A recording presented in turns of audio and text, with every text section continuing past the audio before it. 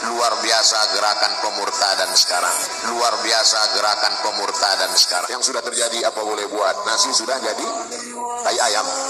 Saya terakhir dari agama muslim dari dulu. Saya sekolah juga ajaran muslim dan saya didoktrin emang dari lahir saya itu muslim.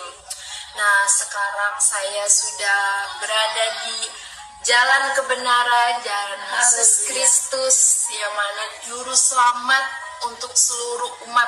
Ya, shalom bagi kita semua dimanapun kita berada pada saat ini. Kiranya kita semua tetap berada dalam keadaan sehat dan apapun yang merupakan aktivitas kita sepanjang hari ini, kiranya Tuhan Yesus memberkati. Dan kembali berjumpa lagi di channel kita ini, yaitu Zemayan Yasin. Terima kasih buat teman-teman semua dan juga para sahabat yang sudah mendukung perkembangan channel ini dengan setia, dan kiranya kita tetap menggunakannya untuk menjadi berkat bagi semua orang. Nah teman-teman, pada video kali ini saya akan membahas atau menanggapi apa yang menjadi pernyataan dari seorang ustadz yang bernama Ustadz Abdul Somad, di mana dia mengatakan bahwa luar biasa sekarang gerakan-gerakan pemurtadan teman-teman. Dan dia berkata kalau boleh harus dibuat undang-undang bahwa setiap orang yang murtad meninggalkan agamanya itu harus ditangkap. Dan dia berharap seperti itu. Dan nanti akan saya teruskan mengenai kesaksian seorang perempuan atau seorang wanita yang sudah mengikut Tuhan Yesus teman-teman, dan sedangkan keluarga besarnya itu masih menganut agama Islam. Dan kita akan menyaksikan videonya yang berikut ini. Luar biasa gerakan pemurtadan sekarang. Luar biasa gerakan pemurtadan sekarang. Luar biasa sekarang gerakan murtad ini. Luar biasa sekarang gerakan murtad ini. Bisa nggak dibuatkan undang-undang orang murtad ditangkap? Bisa. Melalui apa? Undang-undang. Yang buat undang-undang itu siapa? DPR. Yang pilih DPR siapa? Dinikahi, pura-pura masuk Islam, setelah punya anak, dia ancam. Kalau kamu mau tetap suami saya, ikut agama saya. Kalau kamu tidak mau, saya tinggalkan. Perempuannya tidak kerja, tidak ada duit, takut, akhirnya murtad. Pemurtadan dengan cara nikah, pura-pura masuk Islam, robah KTP, habis itu punya anak satu, murtad. Tak terhitung jumlahnya apa-apa. Luar biasa gerakan pemurtadan sekarang. Daripada nanti menangis di akhir masa. Kakek-kakek, nenek-nenek umur 70 tahun datang ke kantor Basnas. Waktu itu saya Dewan Sosialisasi Basnas. Ustadz Somad nggak usah ikut rapat. Kenapa Pak Ketua? Ustadz itu ada mau orang konsultasi. Ada apa Pak? Anak saya perempuan nikah dengan non muslim, dia mualaf masuk Islam. Setelah anak 3 dia murtad. Sekarang 5 keluarga saya murtad Pak Ustadz. Anak saya, mantu saya, cucu saya 3.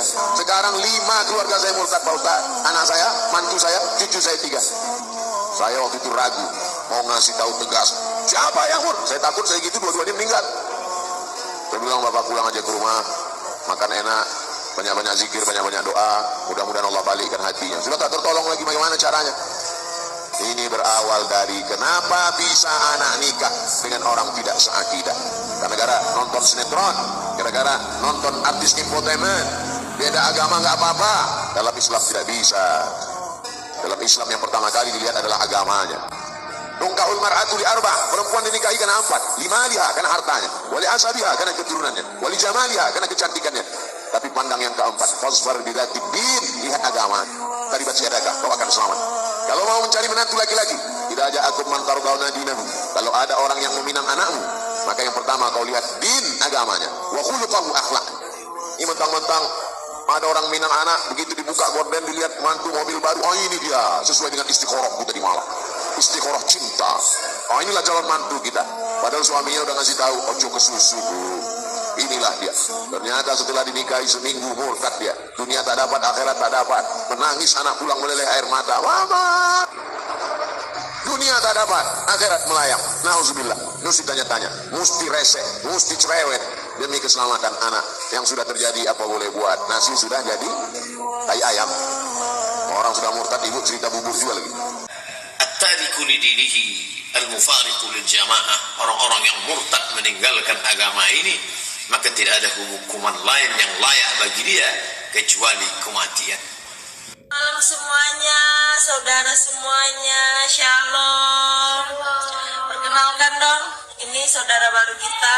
Ya, perkenalkan, nama saya Kanti. Saya terakhir dari agama muslim dari dulu. saya sekolah juga ajar muslim dan saya didoktrin emang dari lahir saya itu muslim.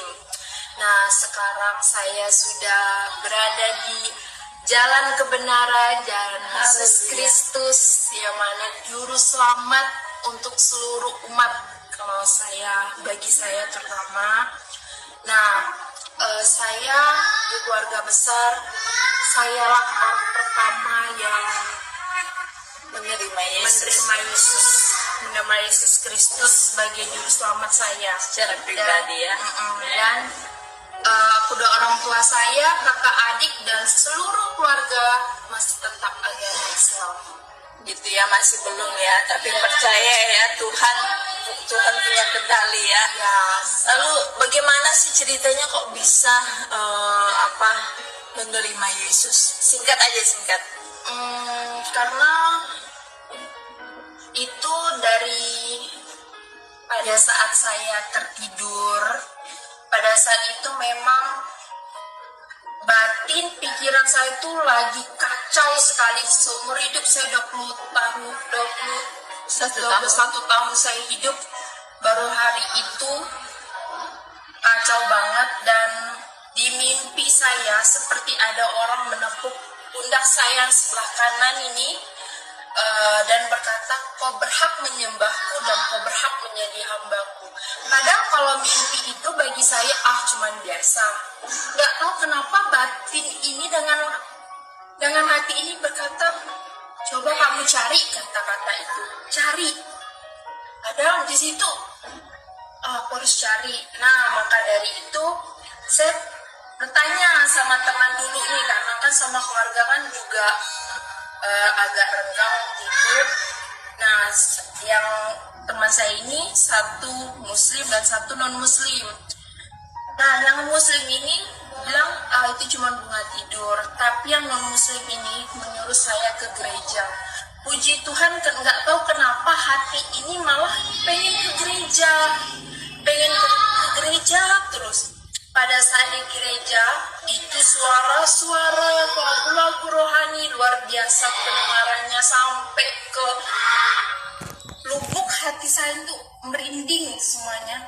Kayak, oh inilah yang aku mau dalam hidupku, inilah yang aku mau, ini yang aku inginkan. Sepertinya suara itu menuntun ke situ ya, gitu ya. Iya. Sepertinya, oh ini loh Allah yang benar gitu loh, yang selama ini aku cari gitu ya.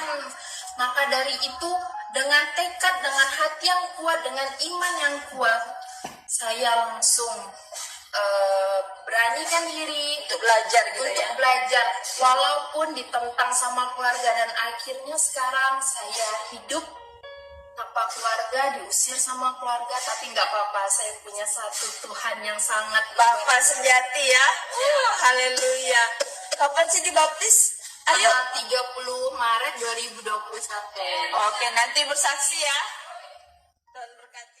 Nah, jadi itu dia videonya teman-teman. Kita sudah mendengarkan bagaimana Pak Ustadz Abdul Somad itu sepertinya mereka sudah mulai khawatir, mereka sudah mulai cemas, mereka sudah mulai pusing, mereka sudah mulai panik, mulai takut, karena katanya sudah luar biasa gerakan pemurtadan atau gerakan murtadin sekarang ini.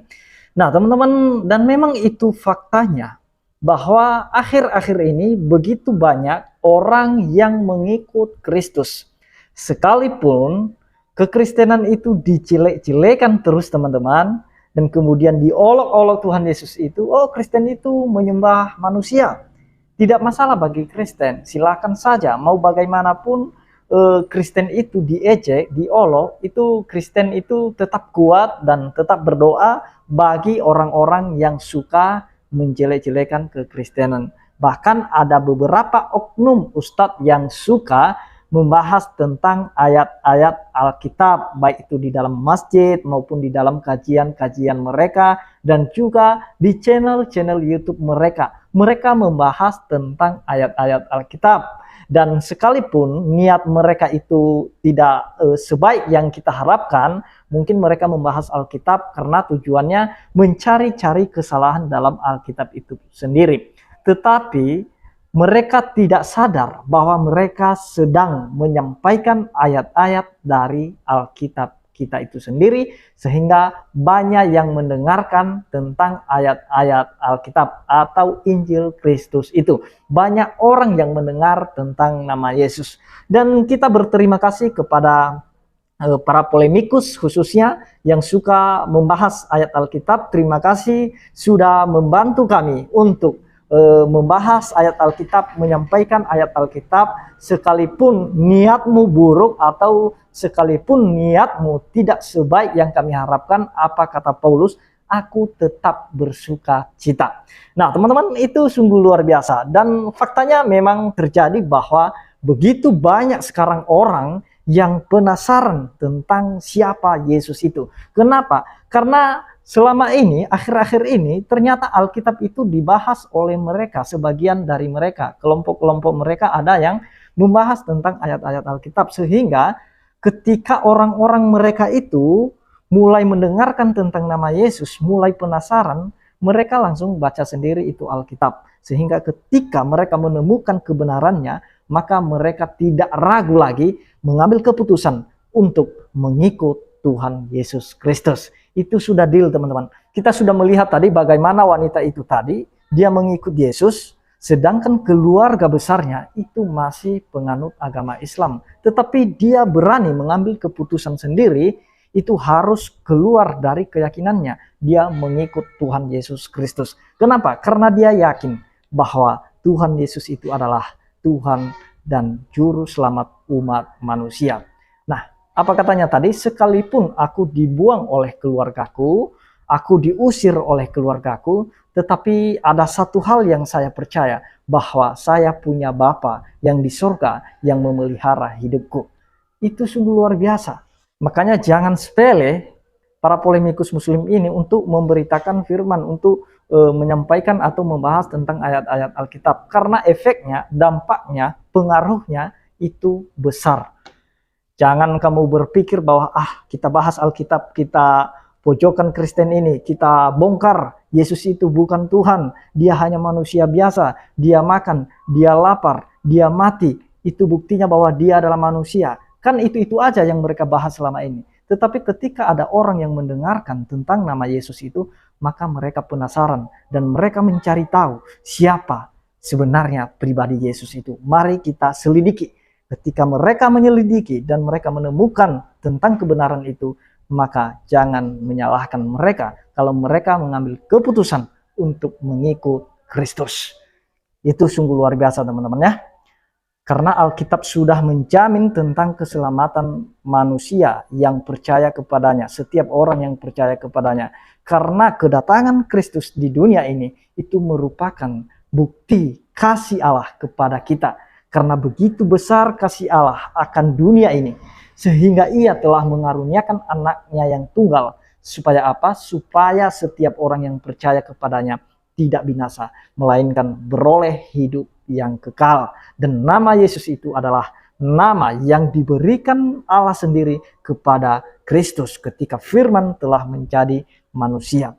Dan Yesuslah yang menjadi korban secara sempurna, atau korban yang sempurna di atas kayu salib untuk melunaskan semua dosa manusia. Itulah sebabnya Yesus berkata di atas kayu salib, sudah selesai. Persoalan dosa sudah selesai. Barang siapa yang percaya tentang pengorbanannya, dia pasti diselamatkan. Jadi itu sudah jelas teman-teman. Jangan khawatir, jangan takut. Kita percaya saja bahwa kuasa Tuhan tidak ada yang membendung. Kita percaya bahwa tangan Tuhan akan melawat setiap orang, membuka setiap hati seseorang. Sekalipun juga banyak kita lihat gereja ditutup, ada pelarangan ibadah di mana-mana, tetapi itu sama sekali tidak berpengaruh dalam keimanan Kristen. Justru orang-orang Kristen semakin berkobar-kobar dalam memberitakan Injil. Demikian yang saya sampaikan teman-teman, kiranya Tuhan Yesus yang memberkati kita semua. Shalom.